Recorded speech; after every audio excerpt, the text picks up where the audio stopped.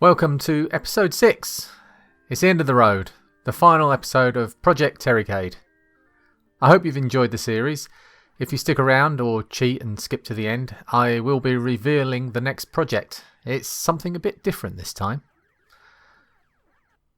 I spoke with Terry about where he was going to use the Bartop. As it's a bar top, I suggested maybe a bar. But Terry had other ideas and requested I build a base for it to stand on. So I came up with a design in SketchUp and began chopping up wood.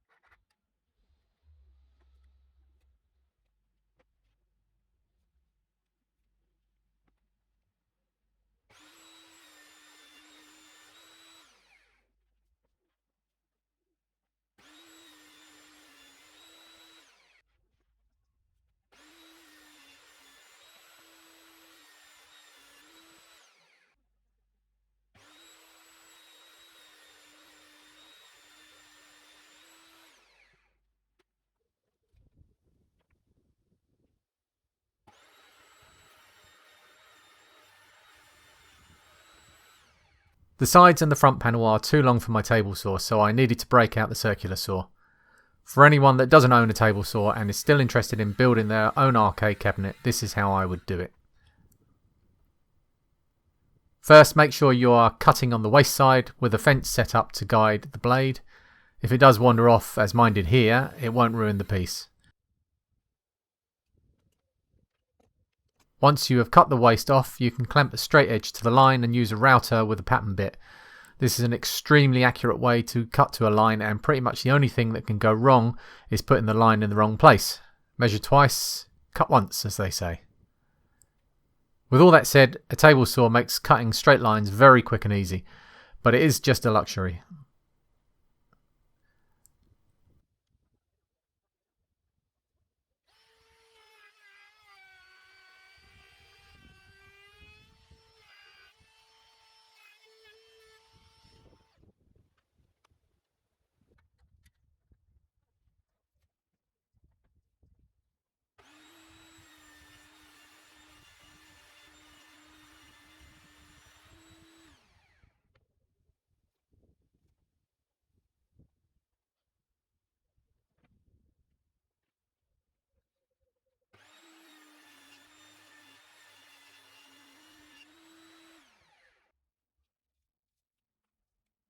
I am marking a profile on one side of the panels here. It might only be a stand, but there's no need to have just a box.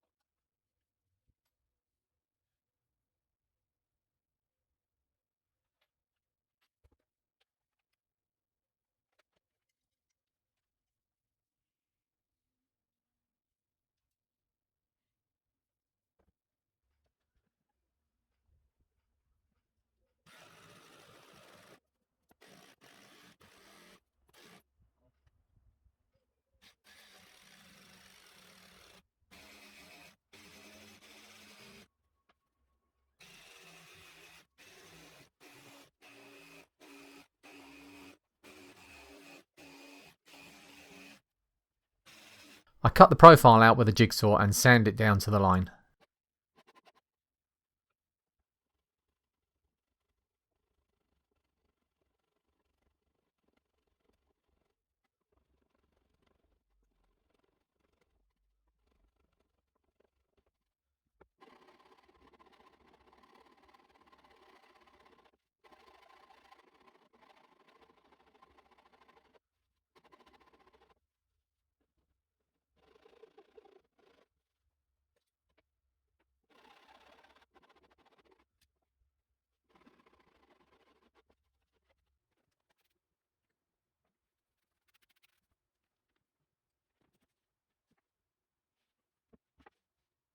Then I use that side to mark a line on the other panel which I cut out and match up with a pattern router. You might remember I did the same kind of thing for the side panels for the main cabinet.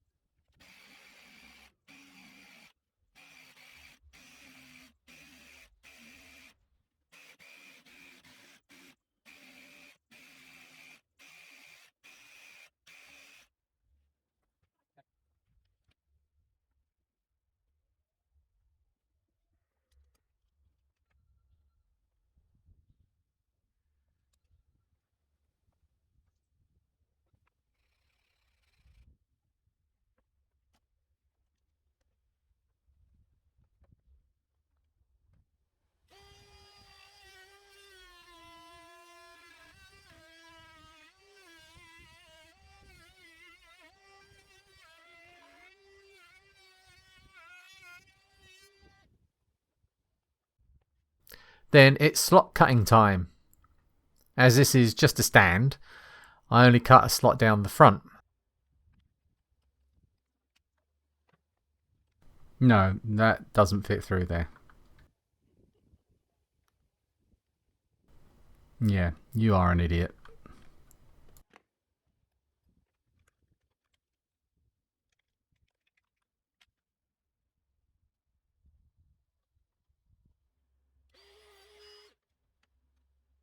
Later, after seeing the cabinet on top of the stand, I extended the slot all along the top too.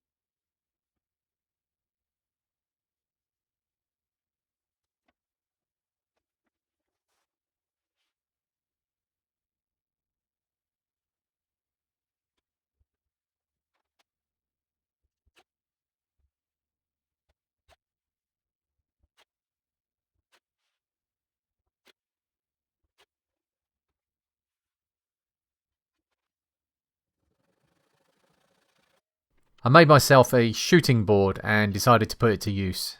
Making the ends perfectly square really helps keep things square.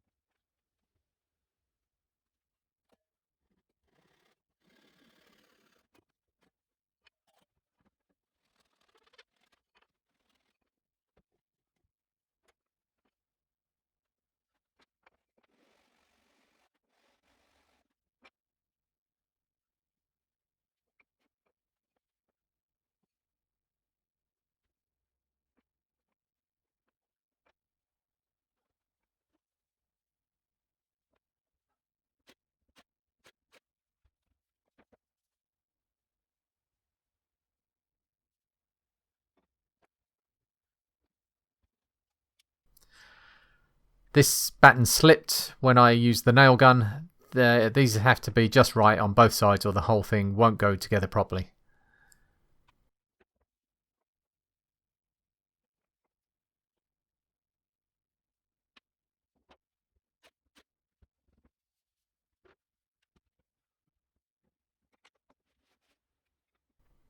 Multitasking. Nom nom.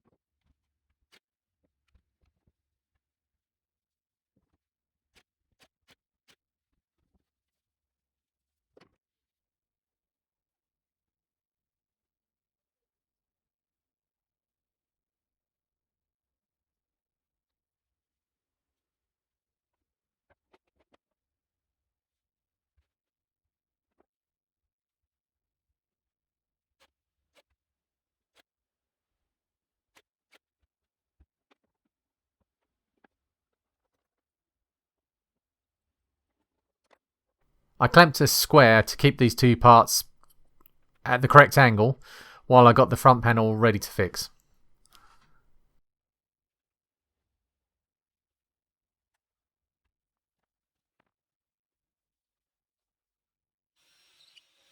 As the top and the bottom of this stand will not be seen, I decided to use screws instead of nails and a batten. I'm screwing them directly into the end grain of the front panel, which isn't ideal, but all it needs to do is pull the two parts together while the glue dries. After that, the screws won't be doing anything useful.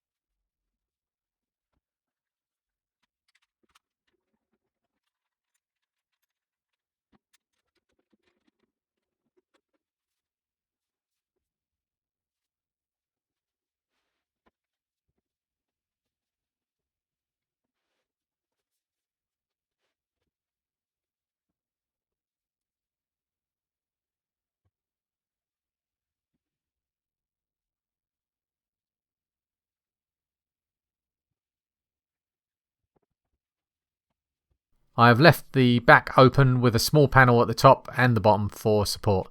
This will make an excellent hiding place for Terry's daughter Evelyn.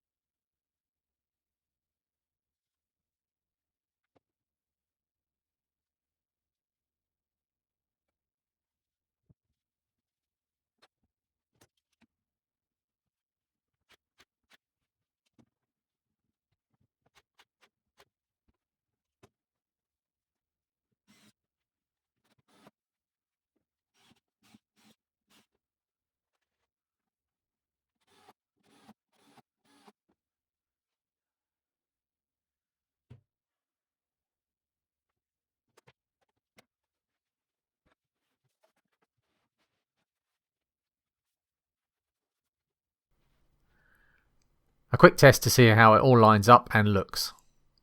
Looks good? It makes a huge difference to the feel of the thing. It feels like an arcade machine now.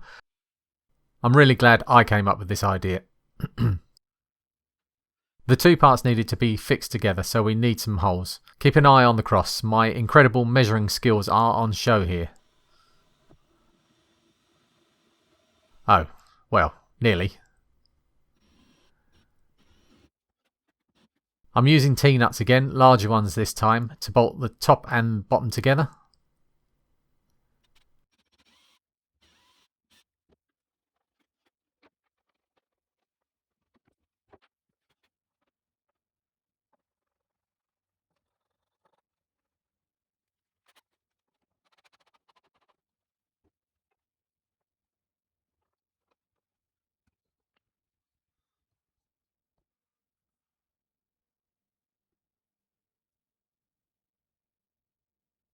I decided that the gap between the top and the bottom parts was bigger than I thought it was going to be, which meant the top of the base would be seen.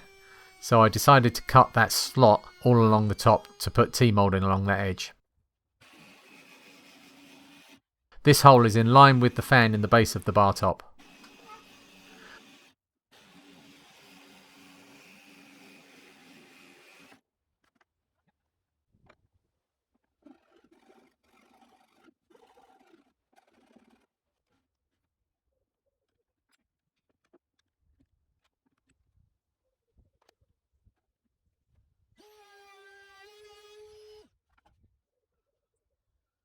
I found some wood. This is actually oak to go between the two halves.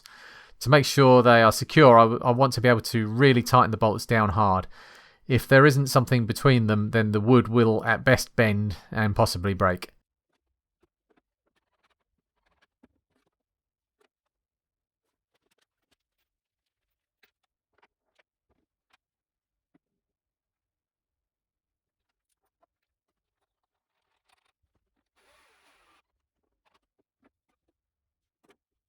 The bottom edge of the side panels is at risk of damage if the cabinet is moved around, so I fashioned some sleds out of hardwood ply. I varnished and waxed them, and it makes it a lot easier to move the cabinet around, but also keeps it nice and stable.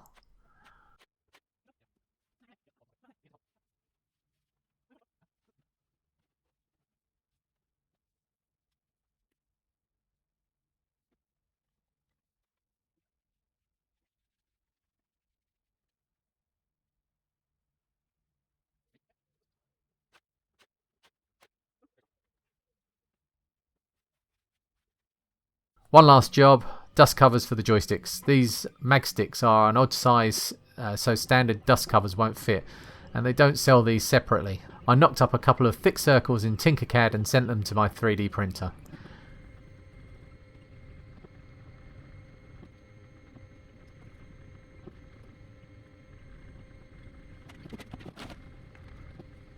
And that's all there is.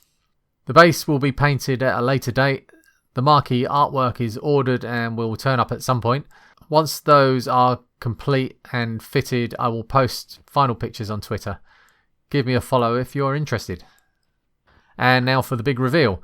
I've begun initial planning for the next project, which will be a roughly half-size virtual pinball table. There will be a new series of videos for that. If you don't want to miss out, subscribe to my channel. I do plan to keep doing these in the future too. I have quite a few spare parts laying around here that are begging to be made into something cool. Again, thank you very much for watching and following along with this build. I've really enjoyed it. It's been great fun spending somebody else's money. I look forward to seeing you in the next one. Well, I'm not going to see you. You will see. You get it. I don't need to explain.